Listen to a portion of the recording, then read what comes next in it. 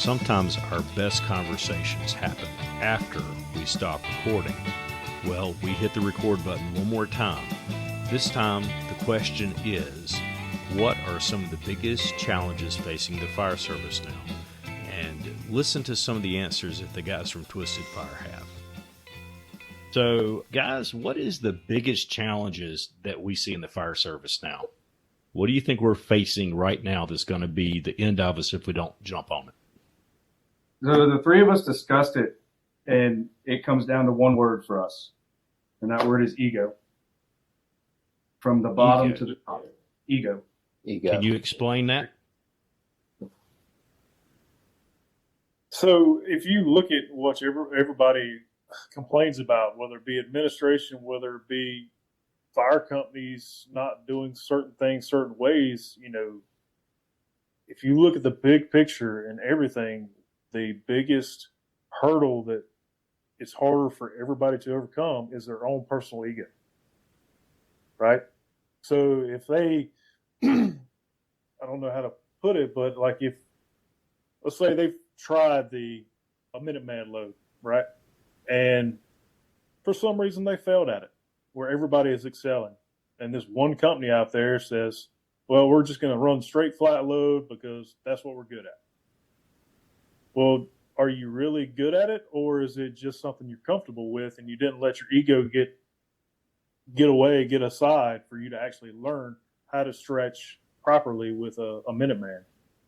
Or, also people complain about the administration. Well, depending on what they were taught when they were coming up and their true feelings about a certain something, are they actually listening to the opinions of others to progress, or are they holding everybody back because they can't put their feelings aside and actually truly listen and make a competent decision? Something like that. Yeah, and I mean, just continuing on the thought, I think looking at it from firemen receiving, directives or so on from admin that maybe seem unreasonable or so on, questioning the intent behind it, right? Like, why can't I use my own PPE for this outside training? Is it truly the insurance, or is it truly the coverage and you're worried about my safety? Or is it you see me excelling my career and you're trying to not have me challenge you with questions of, hey, can we change this hose load? Or, hey, can we do this differently because I learned this? Is it the ego of the admin trying to, I don't know, keep things a certain way because that's the way we've always done them? So I think ego, like we've all talked about, wraps it all up pretty nicely. They both talked about admin. I'll take it the other way just to have the whole picture. The ego from the bottom.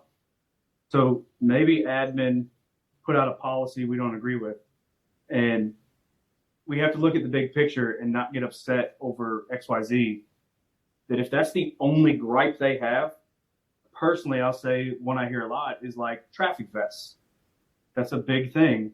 But if that's the only major gripe we have is that you have to wear a traffic vest anytime you're off the truck, is that really that big of a deal? Like, put the traffic vest on and be quiet and do your job. Like, it's not changing anything. Just do it. If that's what keeps them off of your shoulder and they let you do pretty much anything else you want, drop your ego, humble yourself, put the vest on, and promote in your career if you don't want it, and make that change later in your career. But ultimately, remember your roots and where you came from. Like, You signed up to be a fireman. You didn't sign up to be a fire chief. Mm-hmm. So this brings up an interesting question, and this is one that I have frequently. I'm an old fart. The problems that we see with ego, is that generational, or is that something that kind of everybody gets a touch of it once they get in the service? I think saying that it's generational, I don't know. I think that puts a bad twist on it because it singles out different groups. I think we have to make a change and get aggressive in our job. Like I said, this job will kill you. We know that. The ego thing comes because, we are paramilitary, we like to say, but I call BS, because I'll go back to the brotherhood part. We'll help somebody move. You say you need help moving, we'll show up as a whole, as a fire service. But if I'm having a bad day, or you can tell my mantra or my attitude is off, people aren't walking up to each other and saying, hey, are you doing all right? Or saying, hey, man, I love you, because of our egos. Because we're these big, burly people supposed to be firefighters and be tough and rough, that we can't have emotions. If we stop doing that, and we do, like we all say, I love you to each other, we check on each other, like that's something we have to change. It starts with that. If we start making each other happy, a lot of that stuff will go away on its own. Just from being kind, instead of saying, I've been here for 20 years, you're going to listen to me. Like, yeah, there needs to be some point of you need to go clean the toilets.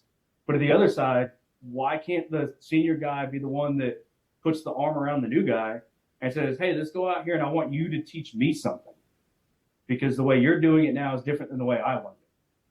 That's the egos we need to change. And if we start doing that, as all of us have, almost 2 decades on the job or more, that's going to make a change for the next group that are coming in. But we're also seeing older adults start their careers in their 30s, which is, that's why I say it's not generational, because not everyone started at 18, 19 anymore. We're starting at different ages, and I'm a grown man. You're not going to talk to me that way. Like, we'll have to talk about this a different way somewhere else. But we can handle this situation using positivity instead of trying to beat each other up. We're not advancing by beating each other up.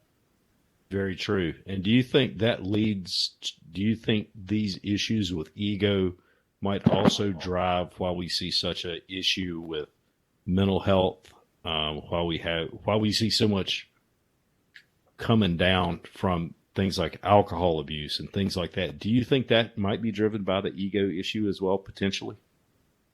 I do. I think that it contributes significantly, because I think we buy into that same messaging, not just as a whole, but as an individual, trying to live up to that. Oh, these things don't actually bother me or whatever, the role you're supposed to fill, right? So trying to somewhat silence those emotions, or at least in the moment, to where it's less noticeable, I think is a huge contributor to the mental health issue or alcohol abuse, or fill in the void of any of the crutches that move forward. Just wanted to see what y'all's thoughts were about the biggest problems we're facing. And I think I think a lot of people are on the same page. If we don't get the egos in check, could be a problem. But so I got a question for you. I didn't do it. I like asking a lot of people this, and this isn't single to a single gender or whatever. It's just common because of the male gender. And I like to ask a lot of people this just to get their answer. When was the last time you told a grown man that wasn't a family member, typically someone you work with, I love you? Hadn't been that long ago. All right. What about the masses? How often do you think it happens in the firehouse? Probably less often than we would like. So if you were having a bad day and someone you respected said it to you, do you think it would increase your mood? I don't know. I really don't know how to answer that. I know that recently I personally have started to understand more the importance of reinforcing, our connections with those we work with. We've had a couple really bad calls around, that I've been involved with. I know that Eric, my co-host, who's not here tonight, y'all just saw what he had to deal with. A lot of this, we don't process it. And like you say, telling another man, I love you is kind of weird when you think about it by modern terms. But at the end of the day, the people we work with, they in a certain sense are almost like family, and how we have to deal with them. So, it's important that people know that you are there to help them when they hit that bad spot. So I take that back to the brotherhood. We say every day that we would die for the guy on the side of the truck with us if we had to, but we don't have the guts to ask that person if they're doing all right or tell them I love them. But we would tell a family member of the same gender, I love you, without thinking twice. Yeah. And we spend as much or more time with the people in the firehouse. Why are we not doing this? And we have to start doing it. Ego. Yeah. Ego. Ego. That's exactly why it comes back to. It wraps all the way It all around. wraps back to egos, and we have to drop it. Like, I love these guys, and all of our guys, we make it a point that we say it out loud to each other, we call each other, we check in on each other, and we have to do that as a whole. We have to be the ones, the youngest guy in the firehouse can walk up to the most senior guy and say, hey man, are you okay? Is everything good? And have that serious conversation, and it might change that person's life, and we don't even know it. Just by stopping and saying, are you okay? And we have to start doing that as a whole. We have to be leaders in this and start leading the forefront of it and start loving one another like we claim to be. I think the brotherhood is fake as a whole, and that's going to hurt a lot of feelings. You know, there's a class that I teach through the North Carolina Firefighter Cancer Alliance. In fact, we'll be teaching it at the Executive Officer School later this month. And it deals with leadership and difficult conversations. How do you have the conversations? I'm not okay. I don't feel, something's wrong. Hey, I've got a bad diagnosis. Whatever that is, how do we as leaders address that? How do we do it effectively? How do we put aside our preconceptions and do it in an effective way? And, I agree wholeheartedly with what you guys are saying. If we're not humble, then we will be humiliated, as my mother has taught me many years ago. All right. Well, cool. Well, your input on what types of challenges we're finding. So we'll put this up with a bonus episode because that's material worth talking about. And again, guys, thank you. Thank you. You have been listening to All Clear. All Clear is presented by the North Carolina Firefighter Cancer Alliance and the First Responders Peer Support Network. This program is hosted and produced by Travis McGaha and Eric Stevenson. Visit our website, allclearpodcast.com, where you can contact us and leave feedback. If you like what you hear, please share this podcast with someone. The opinions of guests do not necessarily represent the views of the podcast. This podcast is recorded with Descript and with technology that is provided by Cortec Computers. We'll see you soon, and as always, light your fire within.